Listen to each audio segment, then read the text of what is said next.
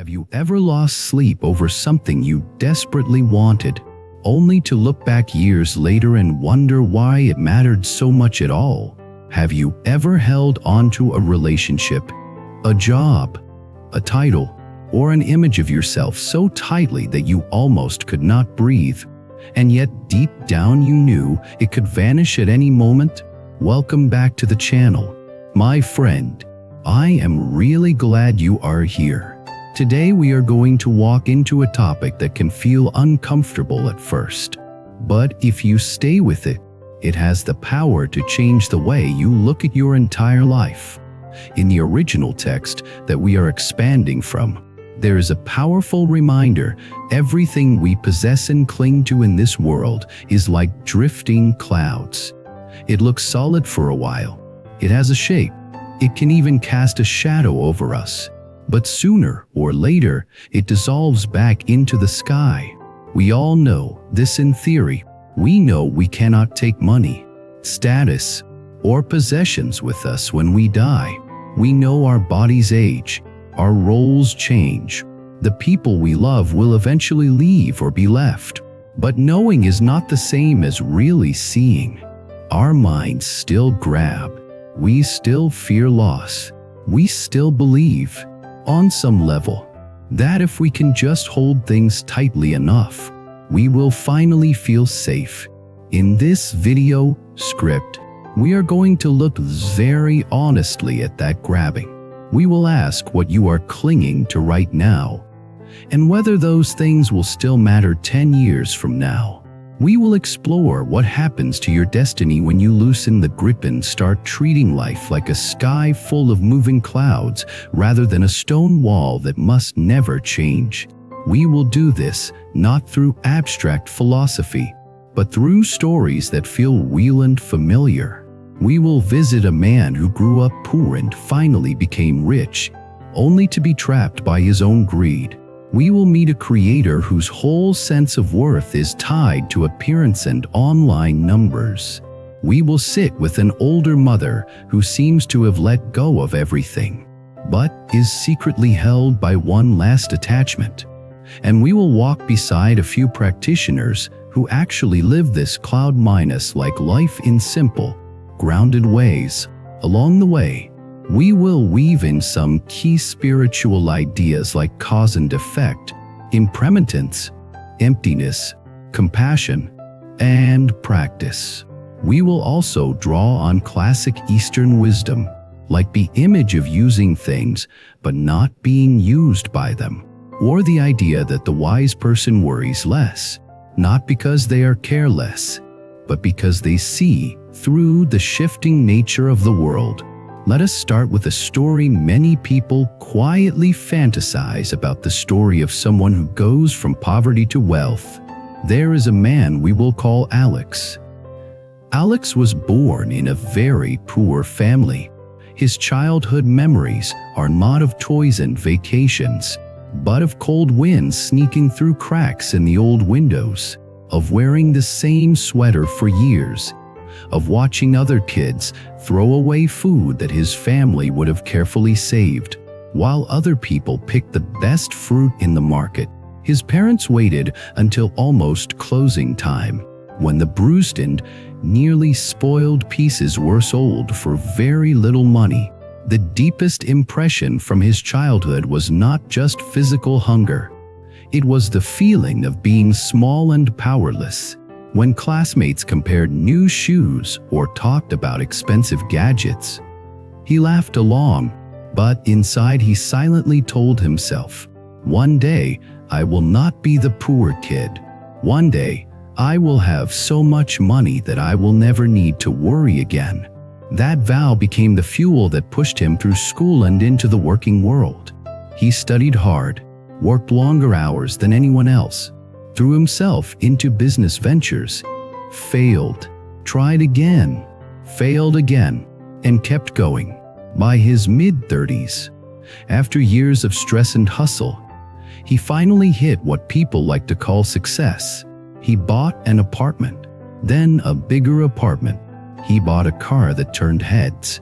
He moved his parents into a clean, bright home where the windows did not rattle in the wind. He took them to restaurants they had only seen on television. From the outside, this looked like a beautiful story, a man changing his destiny through hard work. And it was, in one sense. If you had taken a picture of him walking down the street in those first years of wealth, you would have seen confidence in his posture.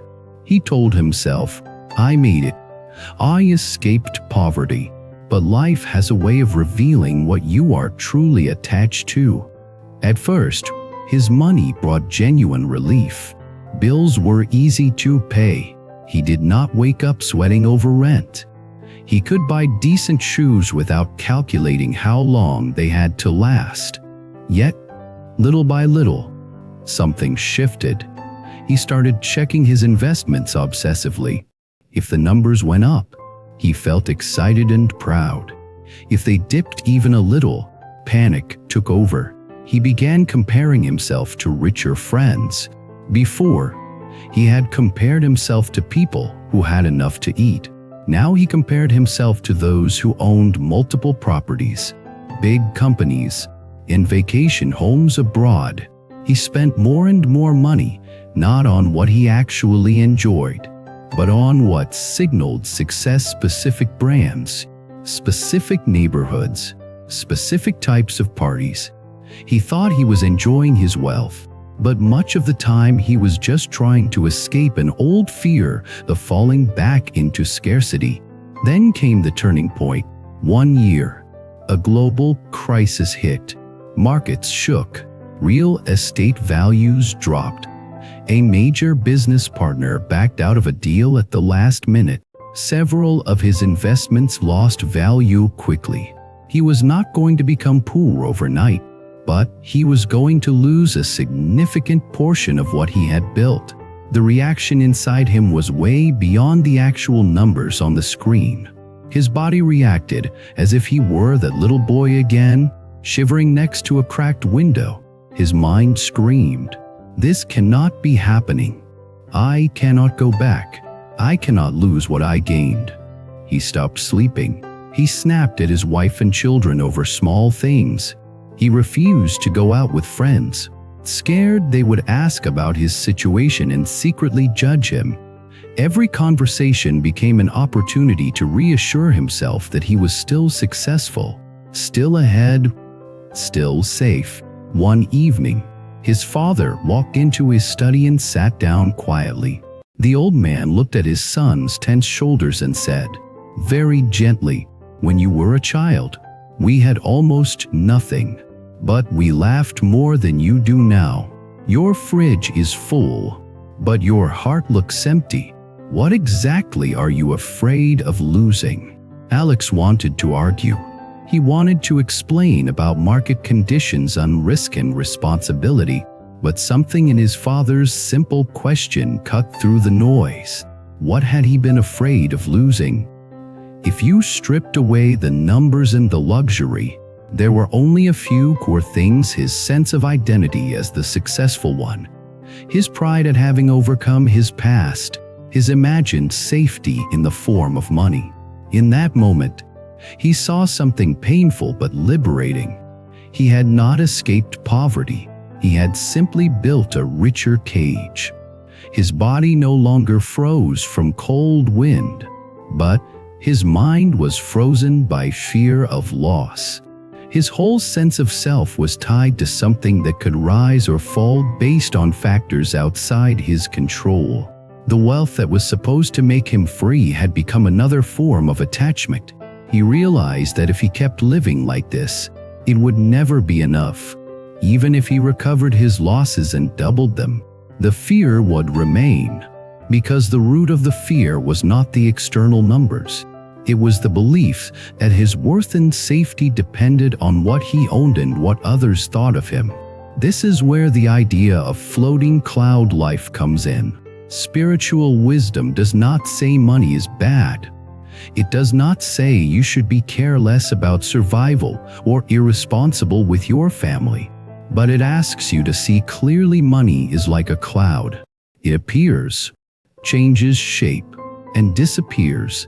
You can use it while it is there, but if you cling to it as your identity, it will drag your life wherever the winds of the world blow. What happened to Alex after that conversation with his father was not a sudden miracle. He did not immediately become enlightened, but a seed was planted. He began to ask deeper questions. He started reading about impermanence, not as a sad idea, but as a description of reality. He began to meditate, even if only for a few minutes each morning, observing how thoughts and emotions arose and faded. He noticed how the panic around money came in waves. When he could sit and watch a wave instead of acting it out, it lost some of its power. He also experimented with generosity. At first, giving money away was terrifying, but he gradually realized that when he gave from the heart, even small amounts, something in him relaxed. It was as if he were saying to his own fear, "We are not owned by these numbers. We can let them flow." Over time, his relationship with money shifted from desperate grabbing to a more balanced stewardship. He still worked hard. He still cared about stability, but he no longer felt that a change in his account balances was a change in his soul. The cloud was still there, but his heart was less wrapped around it.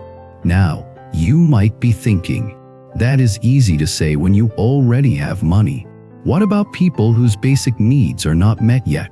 That is a fair question. The point is not to romanticize poverty or minimize real suffering. The point is to see that whether you are rich or poor, attachment can trap you. A person with very little can cling to small things with the same intensity that a billionaire clings to vast wealth. The core problem is not the size of what you own, but the way your sense of self is entangled with it. Let us move to another type of attachment, one that has become more and more common in the era of social media: attachment to appearance and public image. Imagine a woman named Lily. Lily makes her living as a content creator. Her face is her brand. She posts photos, videos, and updates every day. Her followers praise her style, her beauty, her lifestyle. Brands send her products to feature. Her income depends on clicks, likes, and shares. At first, this feels like a dream. She gets paid to look good and be noticed. She has more freedom than many of her peers with traditional jobs, but the hidden cost grows slowly. Every morning, the first thing she does is pick up her phone and check her numbers. Did yesterday's post perform well? Did followers increase or decrease? Did someone leave a cruel comment?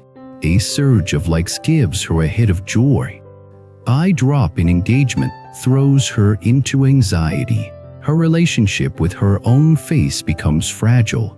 When she looks in the mirror, she does not just see a human being with a living story.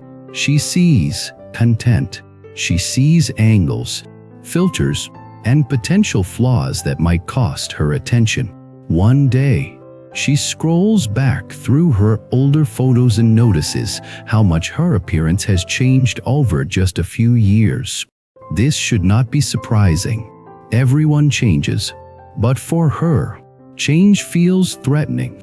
Her mind starts whispering, "What if I am getting old?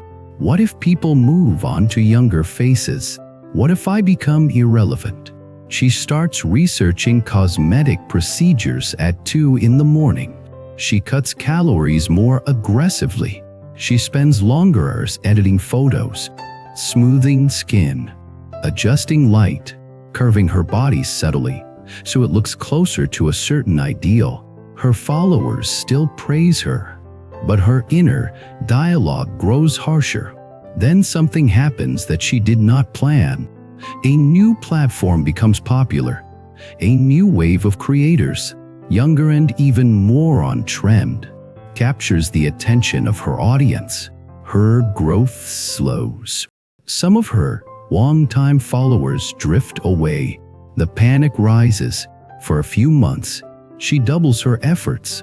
She follows every new trend, changes her style, stays up late creating content, pushes herself to be relevant. But the more she chases, the more tired she becomes. One evening, after a day of recording and deleting take after take because nothing felt good enough, she sits on her sofa in the dark, phone in hand, and suddenly bursts into tears. She hears herself whisper, without planning it, "If I am not beautiful online, who am I?" That question is like a light turning on in a cluttered room. It is not just that she likes beauty or enjoys making art with her appearance. It is that her entire sense of being worthy has been quietly tied to numbers on a screen. Her face has become a cloud she is trying to freeze in place. Her identity is tangled around an image that can shift, pixel by pixel, comment by comment. Spiritual wisdom has always warned about the dangers of basing your life on unstable things. In ancient times, that might have been royal favor, land, or physical strength. Today, it might be follower counts, algorithm approval, or youth. The category changes, the principle does not. In that moment on the sofa, Lily has a choice. She can numb herself again, diving back into the endless cycle of creating and chasing attention. Or she can stop and ask, what would it mean to live a life where my worth is not hostage to this? She does not need to quit social media overnight or reject beauty, but she may need to discover a deeper layer of self that is not so fragile. Maybe she begins a practice of sitting quietly each morning, watching her breath and her thoughts. At first, her mind simply replays comments and numbers. Over time, she starts to taste a sense of being that is present even when no one is looking, even when no one is clicking like. She might explore other forms of expression, writing, volunteering, connecting with people offline. She may realize that what she really loves is not being admired, but creating something that genuinely touches others. Her content starts to change subtle lie. It becomes less about maintaining a perfect image and more about sharing something real. Some followers leave when she is less polished. Others stay and connect more deeply. But the important change is inside. The cloud of online fame still moves across her sky, but it is no longer her only sun. Now, let us look at a different generation. There is an elderly mother we will call Maria. On the surface, Maria looks like she has let go of almost everything. Her children are grown. Her husband passed away years ago. She lives simply in a small apartment. She wears comfortable clothes, eats simple food, goes for walks in the park, and even attends some spiritual talks at the local center. People around her often say, "She is so peaceful. She does not seem attached to anything." But inside her heart, there is one knot that has never been untied. Her attachment is not to money or appearances, but to a very specific expectation what her children's lives should look like.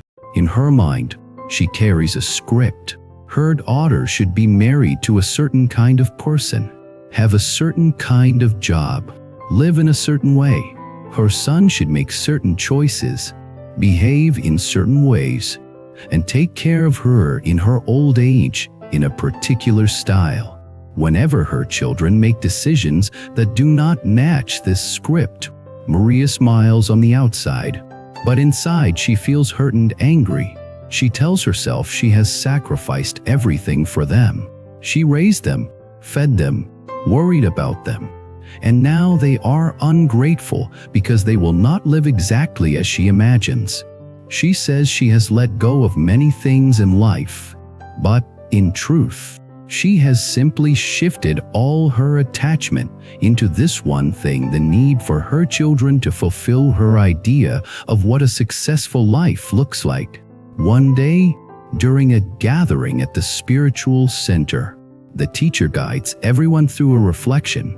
They are invited to picture the one thing in their lives that they fear losing the most, and then gently observe the emotion that arises. Maria expects to see her children's faces and feel love. Instead, when she closes her eyes, she sees a rigid image her standing at a family dinner, her children all gathered obediently around her, living exactly as she wants. When the teacher asks them to imagine that this picture does not come true, she feels a surge of panic and anger. The teacher says softly, "We often think we have let go, but there is usually one thing left that we hold like a clenched fist. That fist is what keeps us from real peace." Maria realizes with a shock that she has been tying her own happiness to something she cannot ultimately control: other people's choices. She sees that her love has been mixed with heavy conditions. She loves her children, but only if they live according to her script. When she goes home that night, her apartment feels different. The familiar furniture, the framed photos on the wall, the quiet air all seem to ask her, "Is this the way you want to spend the last part of your life?"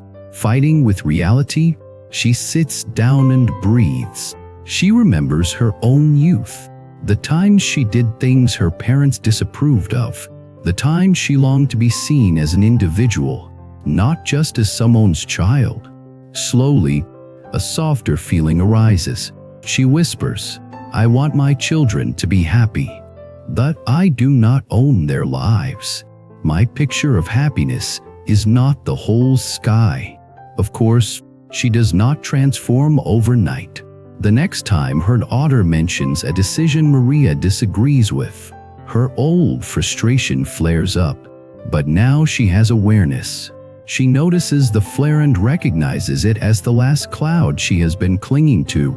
She takes a breath, and instead of launching into criticism, she says, "I do not fully understand your choice yet, but I want to listen."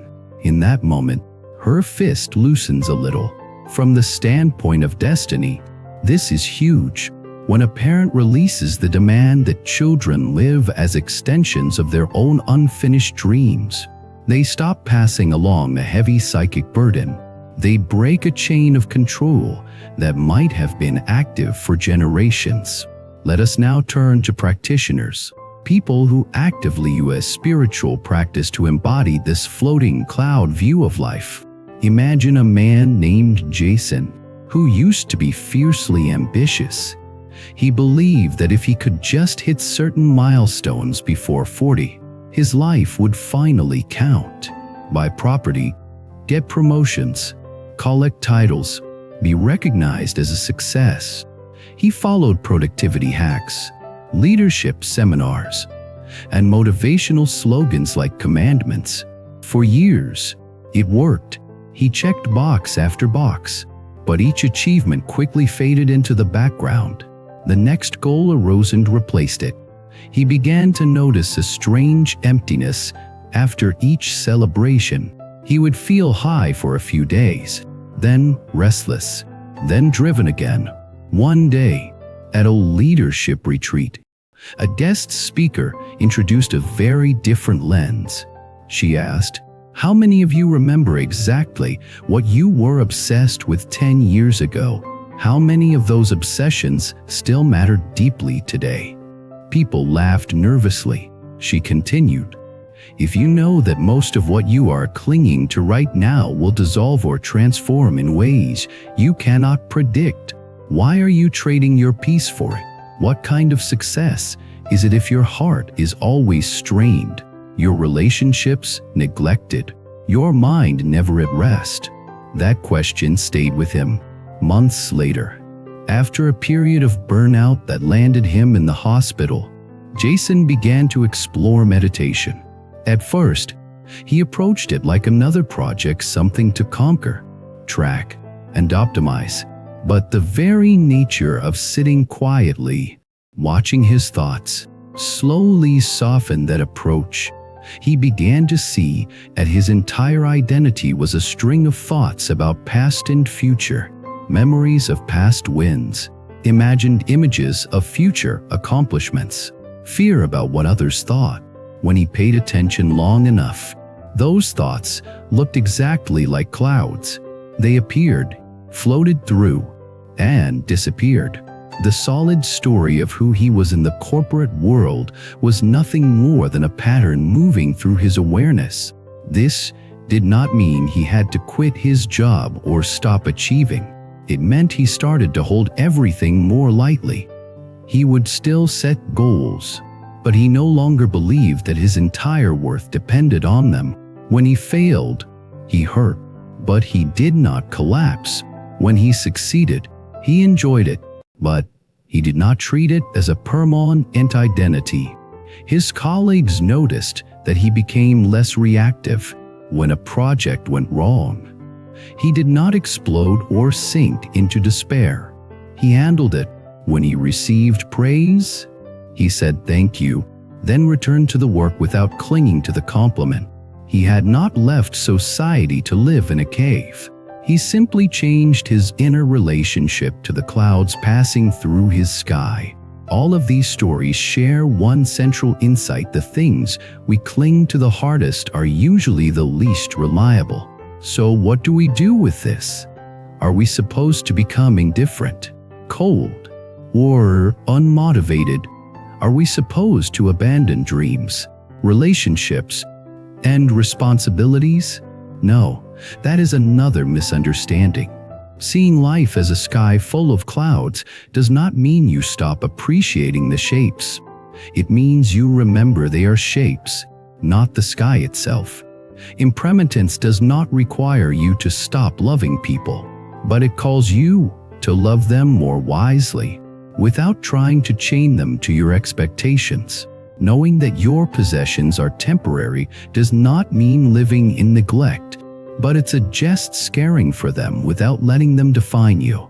When you understand deeply that everything you grasp will change, two things happen. First, gratitude becomes more vivid.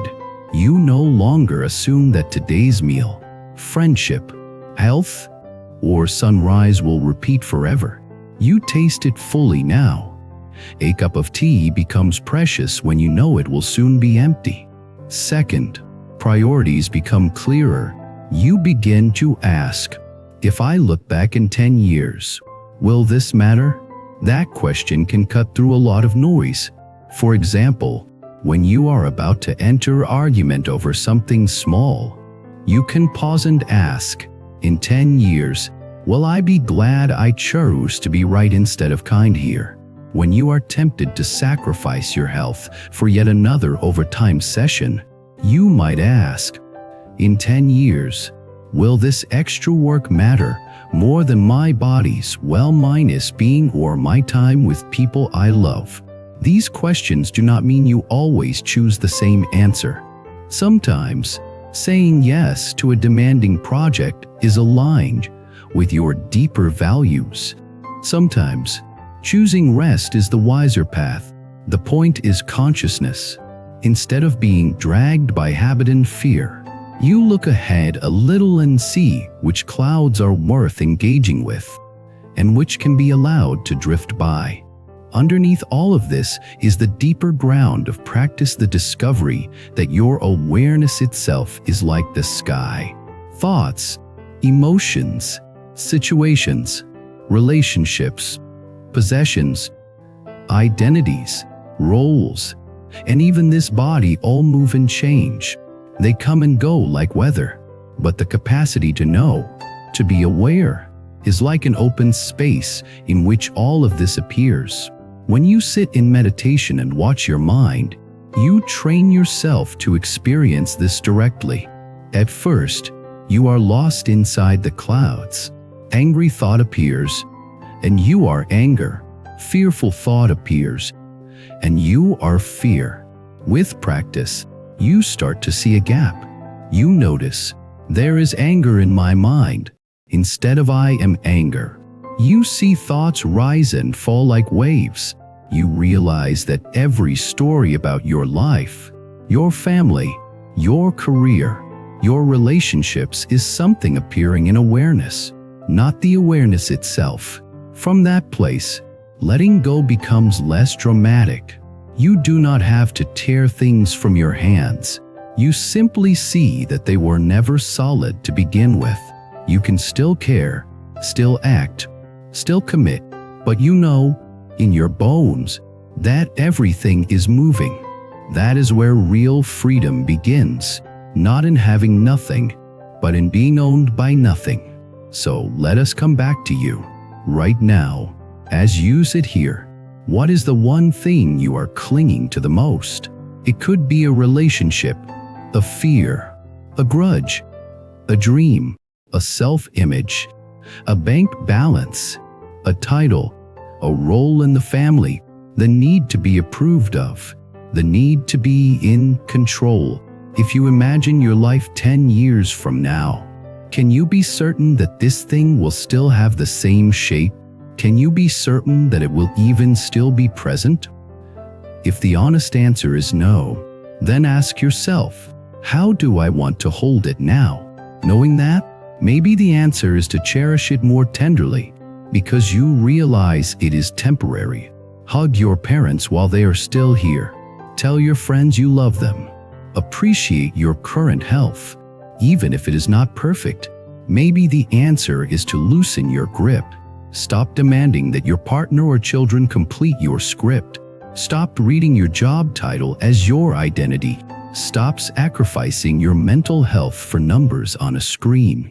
Maybe the answer is to start a practice that anchors you in something deeper than all of this. Spend a few minutes each day sitting quietly, watching your mind and breath. Read teachings that remind you of the bigger picture. Serve others in small ways to break the tight circle of self-obsession. Your destiny is not something fixed in the stars. It is being shaped right now by what you cling to and what you release, by what you worship and what you are willing to question. If you cling to floating things as if they are ultimate, your life will feel like a constant struggle against change. Every wrinkle, loss, shift, or ending will feel like a personal attack. If you learn to see through the shifting shapes and root your sense of self in something wider, then change becomes less threatening. You may still feel sadness and grief when things end, but those feelings are clean and human, not tangled in panic and denial. At the end of your life, when you look back, you will not ask, "Did I keep every cloud exactly the way I wanted?" You will ask, "Did I live with awareness, kindness, and courage? Did I love well? Did I awaken even a little, so that I did not just repeat the same unconscious patterns I inherited?" Right now, you have everything you need to move in that direction. You have a mind that can question, a heart that can soften, and a body that can sit still for at least a few breaths. So as we come to a close, I want to invite you into a small experiment. Tonight, before you sleep, instead of scrolling mindlessly until your eyes blur, sit quietly for a few minutes. Bring to mind the 2 or 3 things you have been worrying about the most lately. See them clearly, feel the tension around them.